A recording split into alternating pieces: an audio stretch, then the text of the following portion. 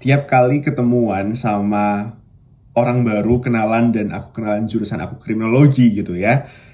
Orang-orang tuh mungkin pertanyaan umumnya adalah pertama, itu mata kuliah, itu jurusan atau gimana gitu ya, atau ini FH ya gitu. Oke, itu sudah terjawab ya, dimanapun bisa terjawab tuh. Itu jurusannya ada sendiri, terus kalau di UI itu masuknya ke Fakultas Ilmu Sosial dan Ilmu Politik.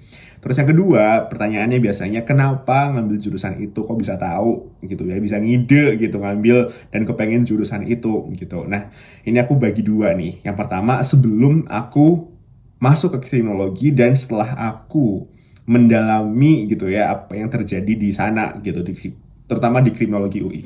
Yang pertama, sebelum masuk gitu ya, karena zaman dahulu aku sangat aktif untuk program-program perlindungan anak, bahkan sejak SMA gitu ya, aku ikut Forum Anak Nasional, kemudian banyak lah ada riset tentang anak di Purbalingga gitu, kota di mana aku lahir dan sekolah gitu.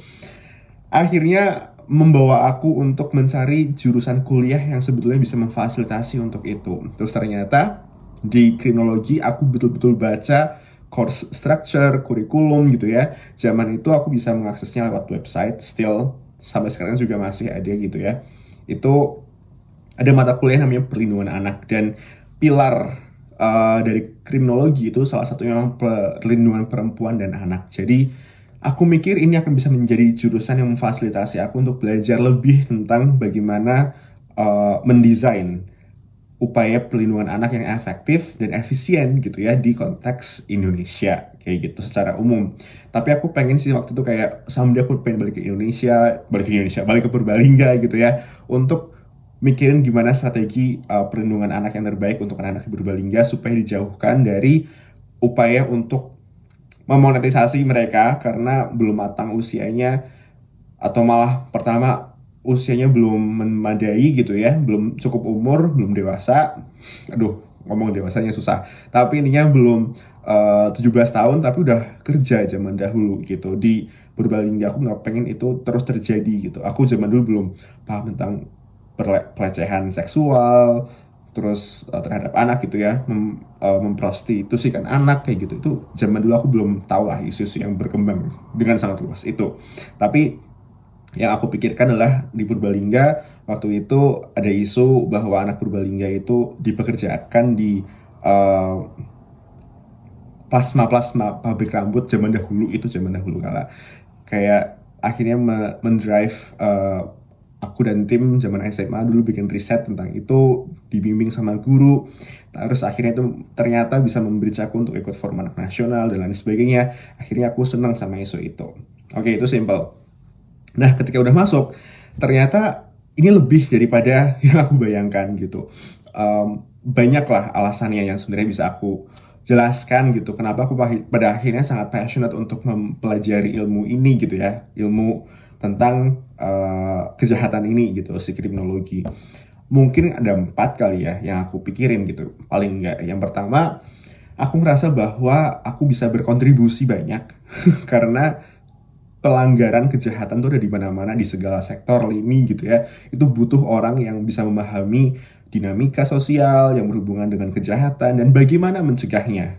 Dan itu dipelajari di kriminologi. Jadi mencari akar alasan, akar masalah permasalahan kejahatan, pelanggaran, compliance gitu ya di konteks individu, keluarga, lingkungan masyarakat, negara gitu ya, atau di dunia internasional bahkan, itu dipelajari dan bagaimana kita bisa memikirkan pencegahannya. Karena misinya kriminologi UI itu zaman dahulu dan mungkin sampai sekarang itulah mencegah gitu ya.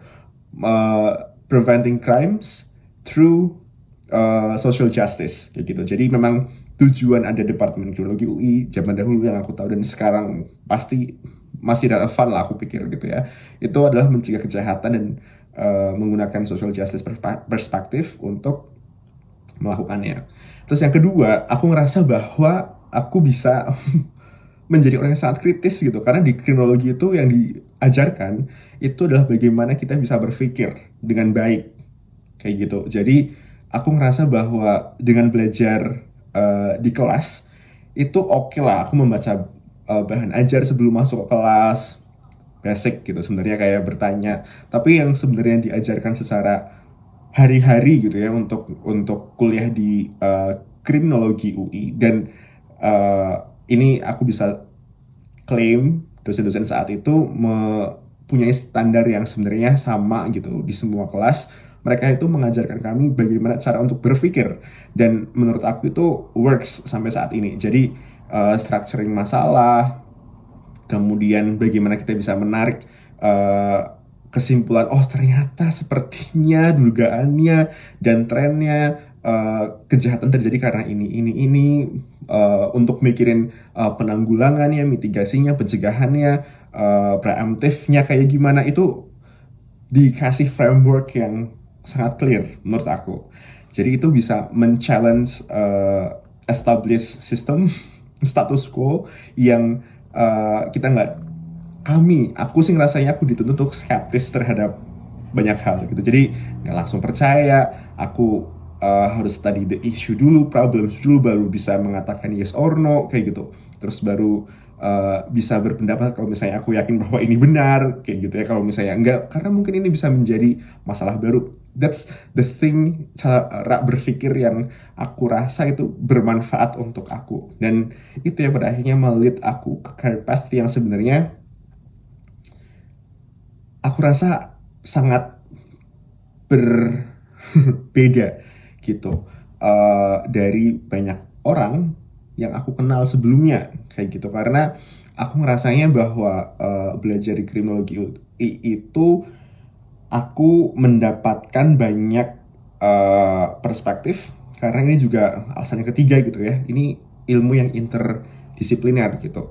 Aku belajar psikologi, belajar sosiologi, hukum, politik, kebijakan publik, kemudian teknologi, IT, macam-macam gitu. Jadi kayak ini sangat sangat kompleks. Maksudnya elemen-elemen yang aku pelajari sangat kompleks, tapi ternyata ini bisa membuat aku ngerti banyak hal gitu ya. Bersamaan dengan sangat menarik dikombinasikan semua keilmuan itu untuk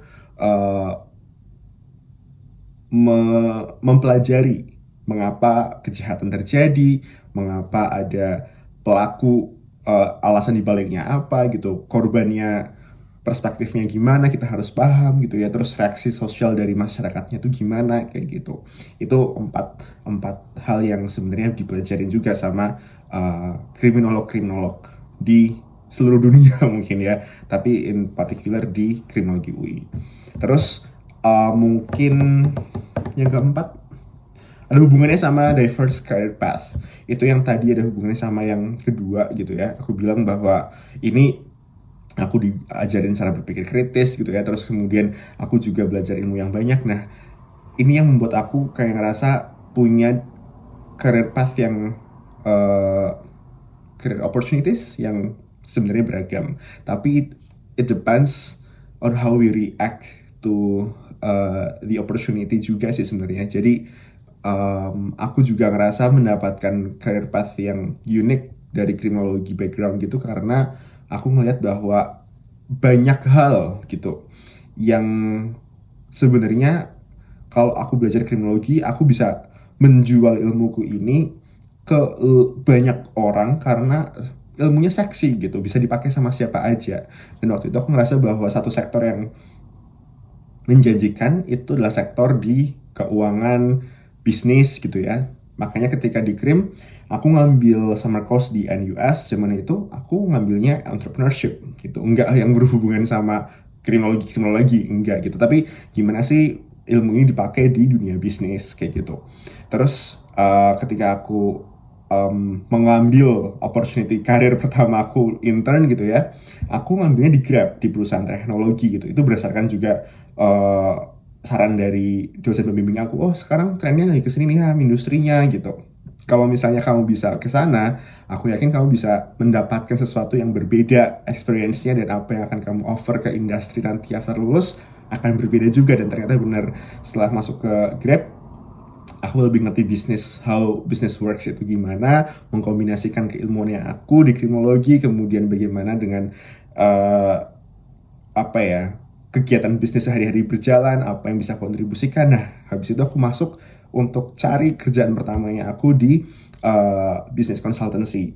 Itu aku masuk ke PwC, PricewaterhouseCoopers, sebagai Fraud, Risk, and Regulatory Enforcement Consultant di sana. Kayak gitu. Jadi, ya after some time akhirnya pindah ke government. Tapi intinya banyak banget sih sebenarnya opportunity karirnya, tapi gimana juga kita bisa memfasilitasi minat kita, kemudian memperdalam itu dan mengkombinasikannya dengan kriminologi. Tapi menurut aku ini juga nanti someday aku akan bahas juga di channel ini, apa sih do and don'ts-nya supaya sejak awal itu kamu bisa memformulasikan kurikulum kamu sendiri di Departemen Kriminologi UI terutama, supaya career opportunity yang kamu dapatkan itu bisa lebih banyak kayak gitu. Jadi stay tune, kita akan belajar lagi bareng-bareng dan aku akan share beberapa tips dari aku sometime di channel YouTube ini. So like, share, subscribe, basic.